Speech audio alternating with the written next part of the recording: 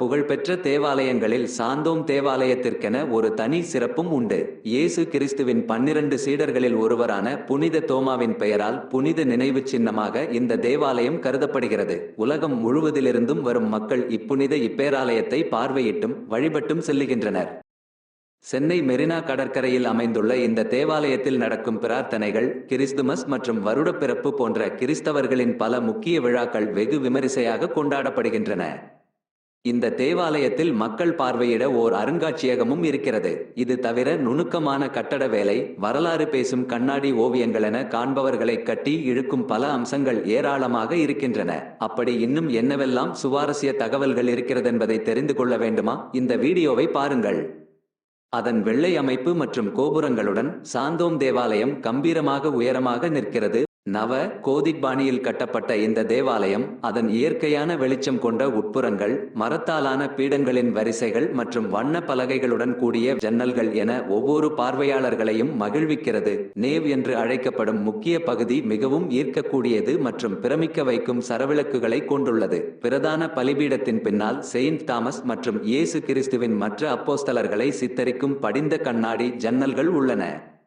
2 தேவாலயங்கள் உள்ளன. பிரதானமானது தரைக்கு மேலேயும் மற்றொன்று நிலத்தடியிலும் கட்டப்பட்டுள்ளது. மரியாதைக்குரிய துறவியின் சிலையை உள்ளே காணலாம். அவரது இறுதி ஓய்வு இடத்தில் ஒரு கண்ணாடி பெட்டி, மலர்கள் மற்றும் மெழுகுவர்த்திகளால் அலங்கரிக்கப்பட்ட கல்லறைக்கு தினமும் ஏராளமான பக்தர்கள் வருகை தருகின்றனர். தேவாலயத்திற்கு வருகை தரும் சுற்றுலா பயணிகள் கட்டாயம் பார்க்க வேண்டிய முக்கியமான கலைப்பொருட்கள் கொண்ட அருங்காட்சியகம். இந்த அருங்காட்சியகத்தில் புனித தாமஸை கொல்ல பயன்படுத்தப்பட்ட ஈட்டி அல்லது ஈட்டித்தலை, பெரிய அப்போஸ்தலரின் கைரேகை, ஒரு எபிஸ்கோபல் நாற்காலி, 2 தபால் தலைகள், கற்களில் அவரது செயல்களின் கல்வெட்டுகள், அவரது எலும்புகளின் எச்சங்கள் மற்றும் புனித தாமஸின் வாழ்க்கை மற்றும் இறப்பு சித்தரிக்கும் சுவர் ஓவியங்கள் உள்ளது. மினி தியேட்டர் செயின்ட் தாமஸின் வாழ்க்கையை பற்றிய ஒரு குறும்படத்தை ஒளிபரப்புகிறது. பசிலிக்காவின் பின்பகுதியில் ஒரு பழைய சூரிய கடிகாரம் உள்ளது. இந்தியாவின் சென்னையில் சாந்தோம் பகுதியில் அமைந்துள்ளது. இது ஒரு ரோமன் கத்தோலிக்க தேவாலயமாகும். சென்னை மயிலாப்பூர் மறைமாவட்டத்தின் தலைமை ஆலயம் ஆகும். இது 16ஆம் நூற்றாண்டில் போர்ச்சுகீசிய மன்னர்களால் கட்டப்பட்டது. 1893ஆம் ஆண்டில் விரிவாக்கம் செய்து கட்டப்பட்டது. கோத்திக் கட்டட வடிவமைப்பில் எழுப்பப்பட்டது. சாந்தோம் தேவாலயம் திருத்தூதருக்கு அர்ப்பணிக்கப்பட்ட வழிபாட்டு தலம் ஆகும். சாந்தோம் என்னும் சொல் புனித தோமா என்று பொருள்படும். போர்த்துகீசியார் இக்கோவிலுக்கு இயேசுவின் அன்னை மரியாவின் பெயரை முதலில் அளித்திருந்தனர். கடவுளின் அன்னை என பொருள்படும் பெயர் ஆகும். இக்கோவிலுக்கு மட்டுமன்றி அது அமைந்த நகருக்கும் மதராஸ் பட்டணம் என்றும் பின்னா மதராஸ் என்றும் அழைக்கப்பட்ட. மேலை நாடுகளிலிருந்து இந்தியாவுக்கு பயணமாக வந்த பலர் புனித தோமா இந்தியா வந்தது பற்றியும் அவர் இறந்து மயிலாப்பூரில் அடக்கம் செய்யப்பட்டதையும் குறிப்பிட்டு தாங்களும் அப்புனிதரின் கல்லறையை சந்தித்ததாக குறிப்பிடுகிறார்கள். சாந்தோம் கோவில் பழுதடைய தொடங்கிய நிலையில் புதியதொரு கோவில் கட்ட வேண்டியதாயிற்று. 1893ஆம் ஆண்டு புதிய கோவில் வேலை தொடங்கியது. சாந்தோம் கோவிலின் பெரிய கோபுரம் 155 அடி உயரம் கொண்டது. கோவிலின் உட்பகுதி 112 அடி நீளமும் 33 அடி அகலமும் கொண்டது. பலிபீடம் அடங்கிய திருத்துயக பகுதி 62 அடி நீளம், 33 அடி அகலம். கோவில் உட்பகுதியில் மேல்கூரை உயரம் 36 அடி 6 அங்குலம். கூரை உயரம் 41 அடி 6 அங்குலம். கோவில் உட்பகுதியில் 36 பெரிய சாளரங்கள் உள்ளன. அவற்றில் கண்ணாடி அமைக்கப்பட்டு கதிரவன் ஒளி கோவிலின் உள்ளே நுழைய வழியாகின்றன. கிறித்தவ சமயம் தொடர்பான காட்சிகள் அக்கண்ணாடியில் அமைக்கப்பட்டுள்ளன. அதில் ஒரு பகுதியில் இயேசு தோமாவுக்கு தோன்றும் காட்சி வடிக்கப்பட்டுள்ளது. புதிதாக கட்டப்பட்ட கோவில் 1896 ஏப்ரல் முதல் நாள் திறக்கப்பட்டது. இந்திய கிறித்தவர்களுக்கு இது ஓர் முக்கியமான புனித தலமாகும். தேவாலயத்தில் ஓர் அருங்காட்சியகமும் உள்ளது. 2004ஆம் ஆண்டில் சாந்தோம் சாச்சில் உள்ள தோமா கல்லறையில் ஆலயம் புதுப்பிக்கப்பட்டு உள்ளது. புதுப்பிக்கப்பட்ட கோவில் 2004ஆம் ஆண்டு டிசம்பர் 12 தேதி திறக்கப்பட்டது. போர்த்துகீசியார் இந்தியாவோடு வணிகம் செய்ய 1498ஆம் ஆண்டில் மே 20இல் வாஸ்கோடா காமாவில் இருந்து இந்தியாவுக்கு கடல்வழி கண்டுபிடித்து கோழிக்கோட்டில் வந்திறங்கினார்.